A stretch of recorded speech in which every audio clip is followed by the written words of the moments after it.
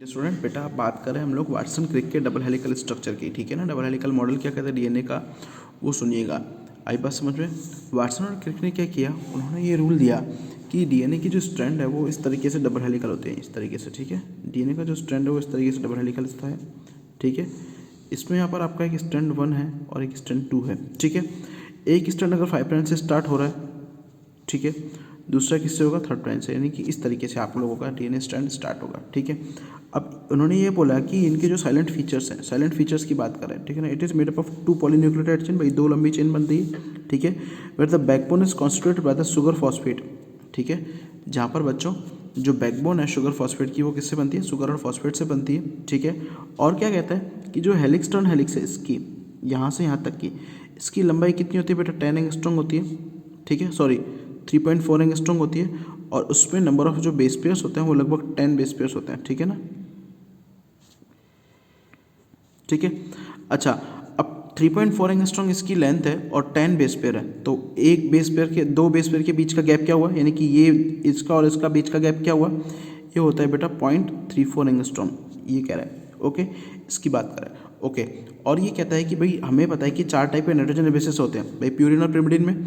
तो एडेनिन जो है वो थाइमिन से 2 हाइड्रोजन बॉन्ड के थ्रू, यानी कि इन दोनों के बीच में कितने बॉन्ड होंगे, 2 हाइड्रोजन बॉन्ड होंगे, ओके। और ग्वानिन और साइटोसिन के बीच में कितने होंगे, 3 हाइड्रोजन बॉन्ड होंगे। ये लाइन कह रही है। अभी हम लोग इस पैरा को छोड़ रहे हैं, क्यों पैरा को छोड़ रहे हैं, क्योंकि ये पैरा अभी मैं चारगाफ के रूल के अंदर आप लोगों को बताऊंगा, क्लियर है। अब सुनिएगा मेरी बात। Silent feature of double helical structure of DNA are as follows, ये क्या करेगा, it is made up of 2 polynucleotide chain, भाई 2 लंबी। अब पॉलीन्यूक्लियोटाइड मतलब कि जब एक से अधिक न्यूक्लियोटाइड सीक्वेंस जो है आपस में जुड़ जाते हैं तो उसे आप लोग क्या बोलते हो, पॉलीन्यूक्लियोटाइड सीक्वेंस बोलते हो। Where the backbone is constituted by the sugar phosphate, ठीक है। अब जो इनका बैकबोन है वो किससे बनता है, शुगर और फॉस्फेट से बनता है। एंड द बेस प्रोजेक्टाइल, और बेस जो है प्रोजेक्ट इनसाइड, यानी बेस जो है वो अंदर की तरफ रहता है, ठीक है।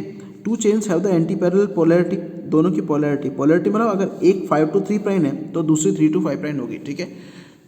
पोलैरिटी का मतलब यहाँ पर डायरेक्शन से, ठीक है। The base strand of 2 strands are paired through the hydrogen bond, अच्छा दोनों स्ट्रैंड के बीच के अंदर हाइड्रोजन बॉन्डिंग होती है, ठीक है, जो कि बेस पेयर को एक नॉर्मली एक स्टेबिलिटी देती है। आगे क्या करें, adenine forms the 2 hydrogen bond, adenine जो है वो 2 हाइड्रोजन बॉन्ड बनाता है with the thymine from opposite strand and vice versa. Similarly the guanine is bonded with the cytosine, guanine जो है वो साइटोसिन के थ्रू बनता है, ठीक है, थ्रू 3 हाइड्रोजन बॉन्ड, ठीक है। इसलिए ऑलवेज हमेशा बोलते हैं प्यूरिन जो है वो अपोजिट डायरेक्शन में होंगे किसके, पिरिमिडिन के। और ये यूनिफॉर्मिटी आप लोगों के डिस्टेंस तक बनता ही रहता है। 2 चेन्स होते हैं are coiled in a right handed fashion. अब ये दोनों के दोनों जो चेन्स है ये राइट हैंडेड फैशन, मतलब इनका जो घुमाव होता है वो क्या होगा, राइट हैंडेड। अच्छा, जो इनका टिल्टिंग एंगल होता है, इनका जो टिल्टिंग एंगल है बेटा वो 6 डिग्री होता है, 6 डिग्री के ऊपर भी घूमता है, ठीक है। The pitch of helix is 3.4 nm, ठीक है, 1 नैनोमीटर की होती है हेलिक्स की पिच, यानी कि हेलिक्स का घुमाव होता है। और नंबर ऑफ बेस पेयर्स में 10 होता है, ठीक है। अब इसके लिए देखो आगे क्या कह रहा है ये, आगे क्या कहता है बेटा, कॉन्सिक्वेंटली जो डिस्टेंस होती है दोनों के बीच में बेस पेयर में वो दो बेस पेयर के बीच में क्या होगी, 3.4 nm। और मतलब plane of the one base pair is stop over the other, ठीक है ना, ये दोनों के बीच में होगा, हाइड्रोजन बॉन्ड के थ्रू वो जुड़ा हुआ रहता है। अब देखो ये इस तरीके की पॉलीन्यूक्लियोटाइड चेन बनती है, शुगर है फॉस्फेट ग्रुप है, शुगर है फॉस्फेट ग्रुप है, यानी जो बैकबोन है वो ये बनाता है। और जो इनके जो ये नाइट्रोजन बेस है, जैसे थाइमिन इधर है, ये क्या है, थाइमिन क्या है, पिरिमिडिन है। तो ये किससे जुड़ेगा, प्यूरिन से। कितने बॉन्ड है, 2। ग्वानिन क्या है, प्यूरिन है, तो ये क्या है, पिरिमिडिन, यानी कि एक दूसरे के एंटी पोलैरिटी में होगा। एक चेन अगर 5 प्राइम से स्टार्ट हो तो दूसरी किससे होगी, 3rd प्राइम से, ठीक है।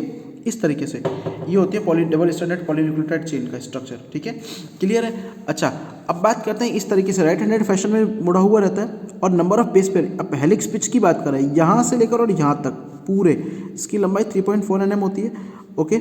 और आप लोगों के इस पे नंबर ऑफ बेस पेयर कितने होते हैं, 10। तो एक 2 बेस पेयर के यहाँ से इस बेस पेयर और से इस बेस पेयर के बीच में लेंथ कितनी होगी, 0.34 nm, ठीक है, ये बोल रहे हैं, क्लियर है। इस तरीके से ये बात करता है, गॉट इट।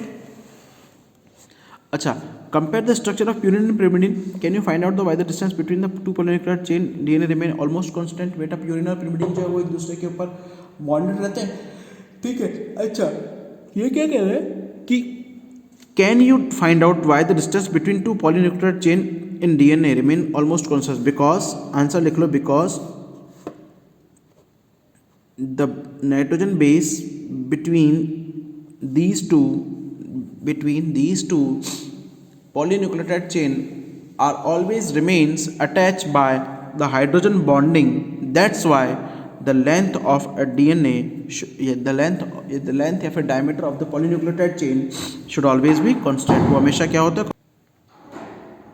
ठीक है। आगे देखो क्या बोला है, ये क्या कह रहा है कि अच्छा the preposition of the double helical structure of DNA simplicity. अच्छा, उसको समझाने के लिए बेटा कि डीएनए में अब किस तरीके से इन्फॉर्मेशन ले जाता है, तो फ्रांसिस क्रिक ने बेटा एक सेंट्रल डॉगमा दिया। उन्होंने ये बताया कि डीएनए जो है वो खुद की कॉपी बनाते हैं, जिसे आप लोग रेप्लिकेशन बोलते हो, ठीक है। डीएनए से डीएनए आरएनए बनना और आरएनए से प्रोटीन का बनना, ठीक है।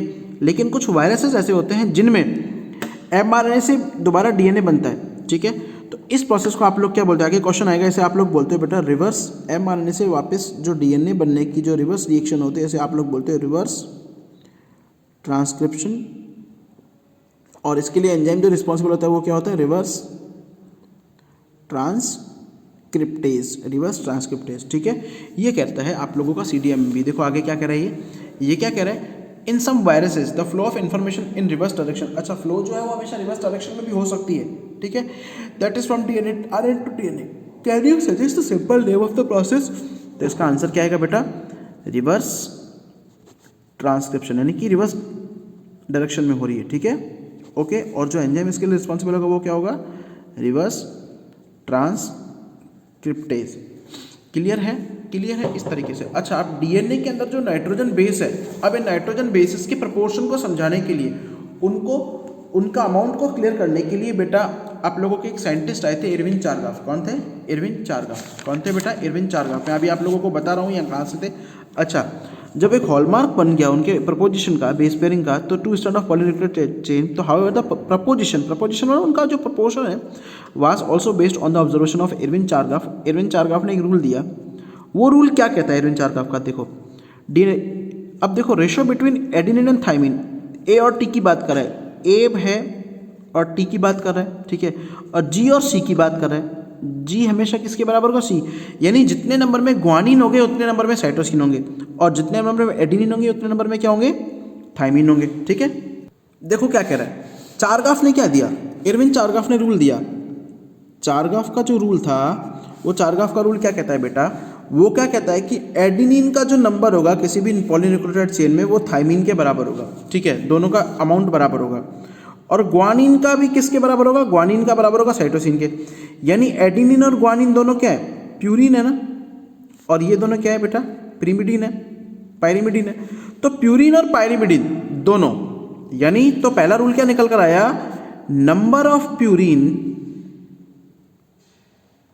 Will always be equal to number of pyrimidine. पहला रूल तो ये निकल कर आया। फिर क्या कह रहा है कि इनका रेशो ए प्लस टी का रेशो और जी प्लस सी का रेशो किसके बराबर होगा, 100 के बराबर होगा, या फिर 1 के बराबर होगा। अब 1 मतलब यहाँ पर पूरा एक डीएनए का सीक्वेंस, 1 का मतलब क्या होता है, पूरा एक डीएनए का सीक्वेंस। ये दो रूल निकल कर है भाई, एडेनिन और थाइमिन और ग्वानिन और साइटोसिन का दोनों स्ट्रैंड है, ठीक है, दोनों स्ट्रैंड के लिए एक पूरे के पूरे डीएनए के नाइट्रोजन सीक्वेंस के बराबर होगा। लेकिन अब यहाँ पर क्वेश्चन क्या आता है, क्वेश्चन क्या आता है वो सुनना। क्वेश्चन देखो, कोई पेपर सेटर आपका सीबीएसई में कई बार देता है, वो कहता है कि किसी डीएनए में एडेनिन जो है वो है 24%, ठीक है, ठीक है, थाइमिन जो है तो एडेनिन इतना है और साइटोसिन का अमाउंट ज्ञात करो। अब हमें तो क्या पता है कि एडेनिन किसके बराबर होगा, थाइमिन के, यानी 24% एडेनिन है तो थाइमिन भी कितना होगा, दैट्स वाई थाइमिन भी कितना होगा, 24%। अच्छा, अब एडेनिन और थाइमिन का अमाउंट आ गया बराबर, हमें क्या निकालना है, जी और सी का निकालना है, फिर तो सी का निकलेगा। तो ए प्लस टी देखो इज इक्वल टू 24 प्लस 24%, मतलब 100 को निकाल देंगे 48% हो जाएंगे, होंगे या नहीं होंगे, होंगे या नहीं होंगे। तो ए प्लस टी जो है वो कितना है, 48%, तो जी प्लस सी कितना होगा, 48 डिवाइडेड बाय 100, ठीक है, 48 डिवाइडेड बाय 100 कितना होगा, 52% होगा। अच्छा, 52 क्या है, जी प्लस सी आ गया 52%, तो हमें अकेले सी का निकालना है, दोनों का है 52, तो 52 डिवाइडेड बाई 2 26%। ये सी कितना है 26%, ऐसे आता है। ये तो ठीक है, परसेंटेज वैल्यू दे दी। एक और क्वेश्चन देता है। क्वेश्चन क्या कह रहा है सुनना, कि अगर किसी डीएनए सीक्वेंस में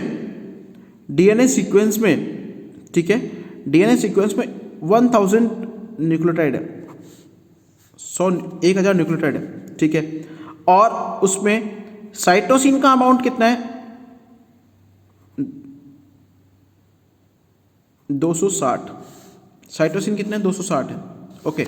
लेकिन अब साइटोसिन की बात तो करा, लेकिन थाइमिन निकालो।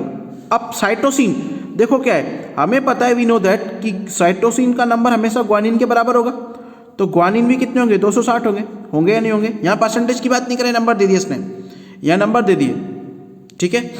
अब नंबर दे दिए इसने, अब सुनिएगा मेरी बात, अब सुनिएगा, ठीक है। तो जी और सी का, तो सी प्लस जी का कंटेंट अगर 260 प्लस में 260 आप निकालोगे तो कितना होगा 520 होगा या नहीं होगा, होगा ना बेटा, ओके। अब हमें जी और सी का कंटेंट मिल गया, लेकिन ए और टी का निकालना है, तो ए प्लस टी बराबर 520। अब टोटल कितने हैं 1000, तो 1 माइनस 1000 में से निकाल दो, ठीक है। कितने हो जाएंगे बेटा, कितने हो जाएंगे 520 में से अगर निकले तो 480, तो ए प्लस टी बराबर 480। अच्छा 480 इन दोनों का है, हमें क्या निकालना है टी का निकालना है, तो 480 डिवाइडेड बाई 2 कितने हो जाएंगे 240। तो इस तरीके से आ जाएगा आंसर इसका, ठीक है। यहाँ ये क्वेश्चन इस तरीके से दे सकते हैं।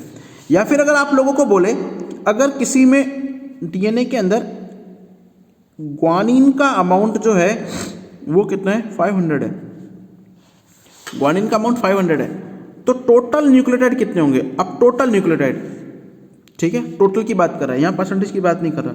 अब ग्वानिन किसके बराबर है, साइटोसिन के बराबर है ना, तो टोटल कितने होंगे दोनों का 500 भी हो जाएगा, ठीक है। अब जी प्लस सी का कंटेंट कितना होगा 500 प्लस में 500 हो गया नहीं हो गया, 1000 हुआ या नहीं हुआ ना, ठीक है। अब जी प्लस सी का ए प्लस टी का कंटेंट, तो अपन में G plus C is equal to sorry इसकी जगह आप लोग 1000 रख लो और x। अब हमें x की वैल्यू निकलनी है, x is equal to 1000 minus उसमें से निकल जाएगा, यानी इतना तो आ गया हम लोगों को पता है। अच्छा ये हाफ अमाउंट है, ठीक है 1000, तो उसमें से कितना हो जाएगा, यानी ये भी कितना हो जाएगा 1000 अपन 1000, यानी कि टोटल कितने हो जाएंगे 2000। इस तरीके से आप लोगों का आएगा, क्योंकि a प्लस टी का कंटेंट जी प्लस सी के बराबर होगा, ठीक है। a प्लस टी बराबर जी प्लस सी होता ही होता है, तो 1000 बराबर 1000, तो 2000 हो जाएंगे, ठीक है। टोटल न्यूक्लियोटाइड कितने हो जाएंगे 2000। काफ़ी बार क्वेश्चन क्या आता है कि अगर किसी सिंगल स्टैंडर्ड आरएनए में, तो याद रखिएगा कि जो चारगाफ का रूल है वो लिख लीजिएगा अगर बुक में जगह हो, तो it is always followed by double standard DNA, not single standard RNA, ठीक है। अब देखो क्या कह रहे हैं आगे वाला, the base pairing confer very unique property of the polynucleotide chain. They are said to be complementary to each other and therefore the sequence base pair in the said known, ठीक है। अब ये क्या करें कि बेस पेयर का proportion निकला, इसलिए पूरी की पूरी सीक्वेंसिंग निकल कर आई। If each strand of DNA, अगर कोई भी स्ट्रैंड जो है डीएनए का, ठीक है, वो जिसको आप लोग पेरेंटल डीएनए बोलते हो, वो टेम्पलेट एक आधार की तरह वर्क करता है, बेस की तरह वर्क करता है for the synthesis of a new strand, ठीक है। The two double standard DNA let us call them daughters, अब उन्हें आप लोग डॉटर डीएनए बोलते हो। Thus produce would be identical to the parental DNA molecule, वो क्या है पेरेंटल डीएनए मॉलिक्यूल के आइडेंटिकल होगा। Because of this the genetic implication of the structure DNA become clear, ठीक है ना। अब उसके कारण जो डीएनए के जेनेटिक इम्प्लीकेशंस थे वो क्या थे, क्लियर हो गए, उनका पता लग गया, ओके। अगला टॉपिक आता है हमारे पास packaging of the DNA helix की पैकेजिंग। ये बेटा पैकेजिंग वाला और आप लोगों का सर्च ऑफ जेनेटिक मटेरियल हम लोग कल नेक्स्ट वीडियो के अंदर लेंगे, ठीक है बेटा, ओके।